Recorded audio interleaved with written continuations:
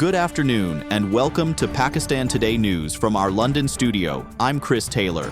We begin with major developments from the World Economic Forum in Davos, Switzerland, where Prime Minister Shehbaz Sharif joined leaders from 19 countries in signing the founding charter of the Trump-led Board of Peace. The initiative aims to address global conflicts beyond Gaza and proposes a U.S.-led $1 billion fee for permanent members. Former U.S. President Donald Trump said Hamas must disarm or face what he described as the end of the movement under the Gaza ceasefire framework. The proposal has drawn criticism from human rights groups who argue it could undermine international law and sideline existing global institutions, such as the United Nations.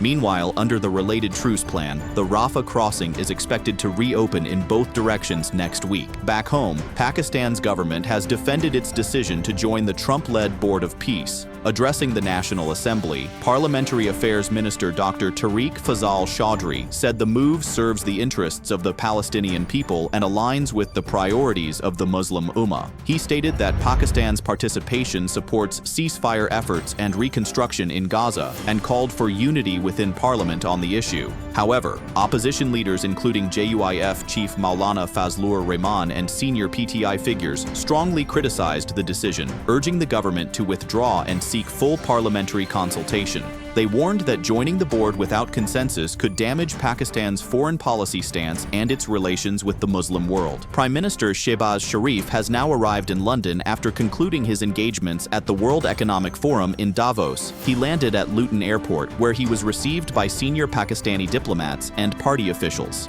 During his 3-day stay in the British capital, the Prime Minister is expected to undergo a medical checkup and hold a series of important meetings with key figures. The stopover follows Pakistan's active participation at Davos, where peace, economic cooperation, and global stability dominated discussions.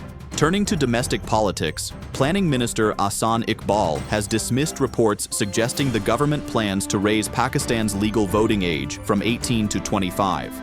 Calling the claims baseless, Iqbal said no such legislation is under consideration and reaffirmed confidence in the country's youth. His remarks come amid political debate and social media speculation, with several PTI leaders currently imprisoned in Lahore's Kot Lakhpat jail, opposing any such move as an attempt to curb youth influence.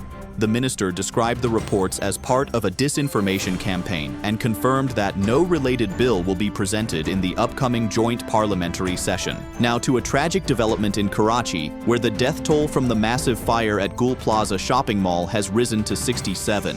Rescue teams continue to search through the debris using thermal imaging and specialized equipment under extremely challenging conditions. Only 7 victims have been identified so far, as anguished families criticize the slow pace of recovery operations and stage protests demanding the retrieval of their loved ones' bodies. The fire is believed to have started in a shop selling artificial flowers, possibly after children were playing with a match, and authorities say the building may be demolished once search efforts conclude.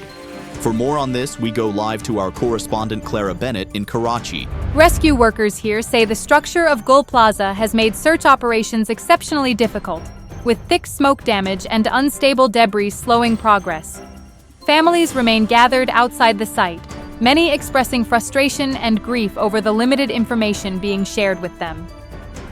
City officials say fire safety inspections have now begun across other commercial buildings to prevent similar disasters. Investigations into possible negligence and safety violations are also underway, as pressure mounts for accountability. Authorities insist all remaining victims will be recovered before any demolition begins. Thank you, Clara. In Islamabad, the U.S. mission has launched the Freedom 250 Liberty Bell initiative to mark the 250th anniversary of the United States Independence Day. Chargé d'Affaires Natalie Baker inaugurated the Let Freedom Ring event at Lincoln Corner, unveiling a full-size replica of the iconic Liberty Bell. The bell symbolizes American ideals of freedom, justice, and democracy. As part of the initiative, 15 replicas will be displayed at Lincoln Corners across Pakistan, where students and local artists will decorate them under the theme, What Freedom Means to Me, ahead of Independence Day celebrations. Finally, in sports news, Bangladesh has announced it will not participate in the upcoming ICC T20 World Cup if its matches are played in India. The Bangladesh Cricket Board says its players and officials do not feel safe and has formally requested the ICC to move their fixtures to Sri Lanka. The ICC has rejected any changes to the tournament schedule, leaving Bangladesh's participation uncertain. Despite this, BCB officials say they will continue pressing for matches in Sri Lanka, even calling for a miracle from the global cricket body. The T20 World Cup begins on February 7th, with Bangladesh currently placed in Group C if no changes are made. That's all for now. You're watching Pakistan Today News. I'm Chris Taylor.